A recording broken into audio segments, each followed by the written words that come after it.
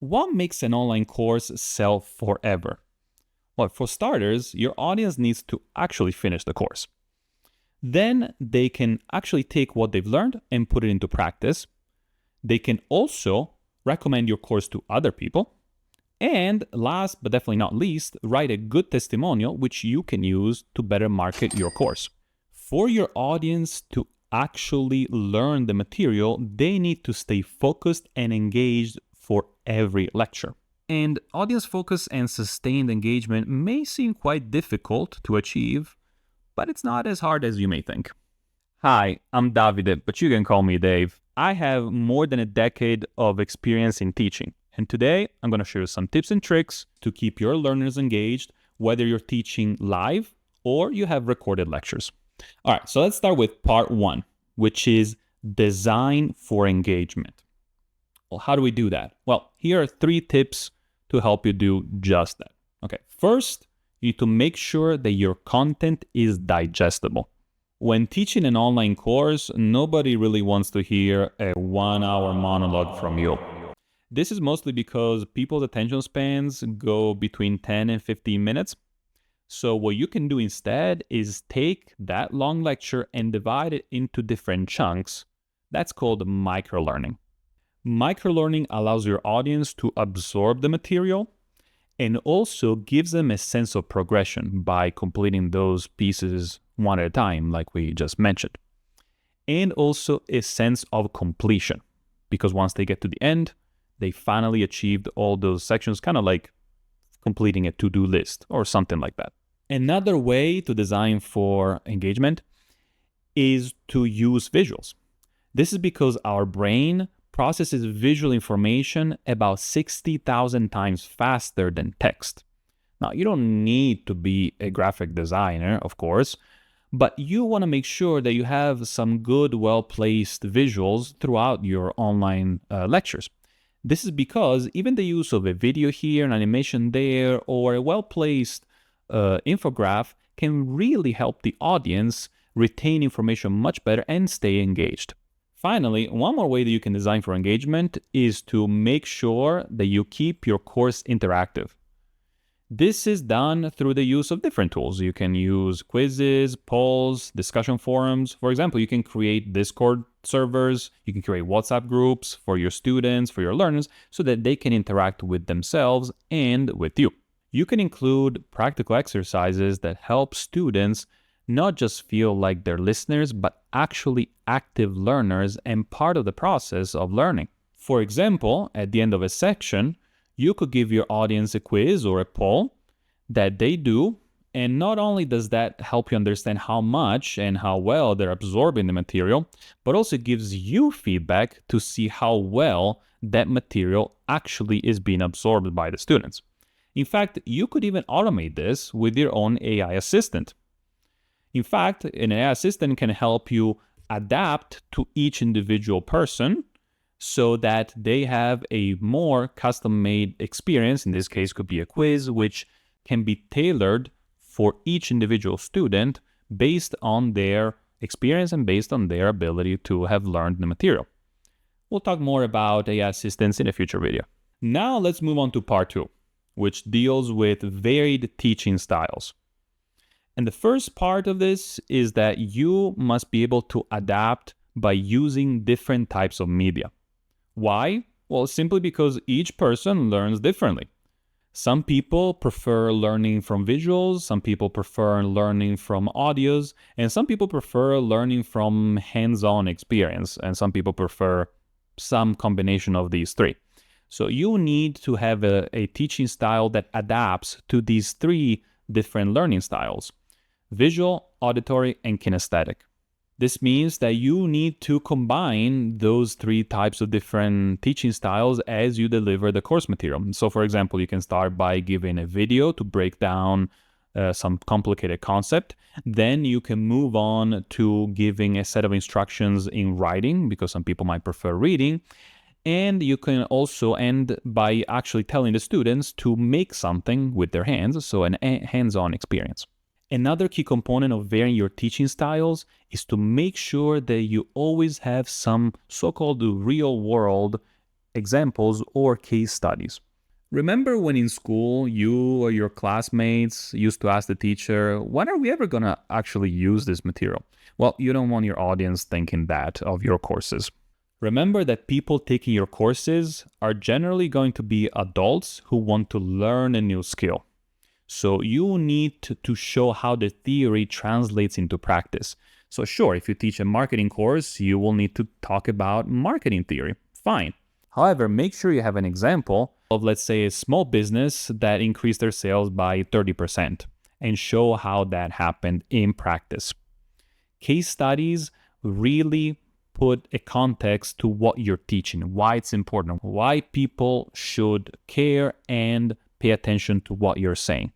And this is why a connection between all that you deliver in terms of your lecture notes, your videos, and your hands-on experience needs to have a clear connection with the practice in the real world. All right, so let's move on to part 3, which is managing your energy and pacing. A big portion of making sure that your audience stays engaged comes down to how you present. You want to make sure that you have high energy throughout the course, but you don't want to be overwhelming. You don't want to have too much energy. You want to vary your tone, your pacing, presentation styles, and this is called dynamic delivery. For example, when you're explaining something new and exciting, you want to make sure that your speech reflects that you have the energy to show, look, this is extremely awesome because, and you give all your motivations, you show why this is amazing, this is good. You want to make sure you have the energy. And then you want to slow down when you have a little bit more complicated things that you need to explain so that the audience has time to catch their breath and catch up and absorb the material appropriately. So at the end of the day, you want to make sure you have the correct amount of energy. You don't want to have too much, because if you speak too fast, then your audience will have to re-listen to you, will have to ask questions later, or if it's recorded, will have to replay the video, and you don't want to be known as the guy who, oh God, I had to listen to that video for 30 times before I understood anything at all.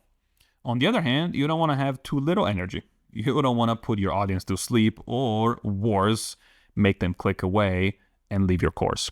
Let me give you a real example from one of my courses. This one time, I had a student come up to me and say, well, I couldn't really follow your class, your lecture, and it was an online lecture that was recorded ahead of time. And I said, oh, okay, well, let me know how I can help. And he goes, well, I couldn't understand it because I put it at 4 times the speed and it was just too fast to follow. Well, if you have those kinds of students, that's a story for another time, but you want to make sure that your video is not already at that 4 times the speed. You want to make sure it's, it can be followed at 1 times the speed.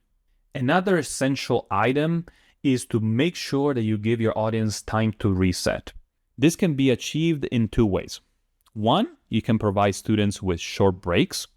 That gives them a little bit of time to catch up, a little bit of time to relax, and most importantly, take a mental break, especially if what you just talked about is rather complicated.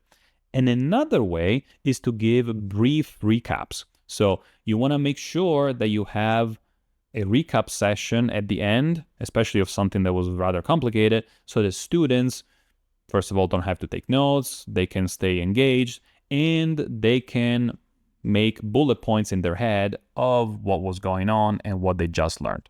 Another way is also to provide your students with actual so-called cheat sheets. That way, the students are provided with a recap that you give them and has a set of instructions, a set of important points of a specific topic that could be rather challenging for them. So last, I want to talk about ways to encourage active participation. One of the best ways to keep your audience engaged is to make sure that they're part of the learning process.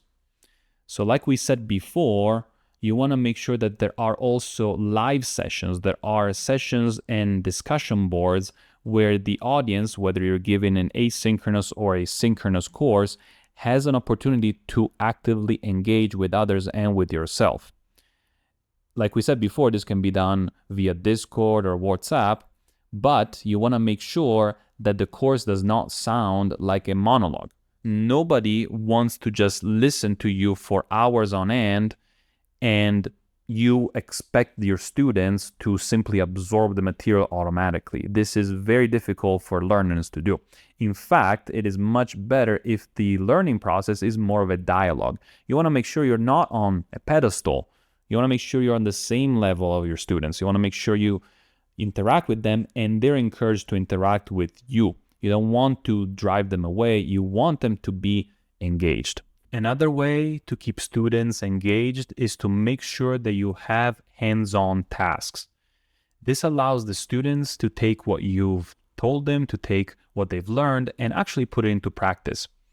So, for example, you could tell the students, for next time, build this, make this. Let's say you have a design course, then you could have them do a task which involves some sort of design or something, and then they could either present it to you in person, via pictures, videos, etc.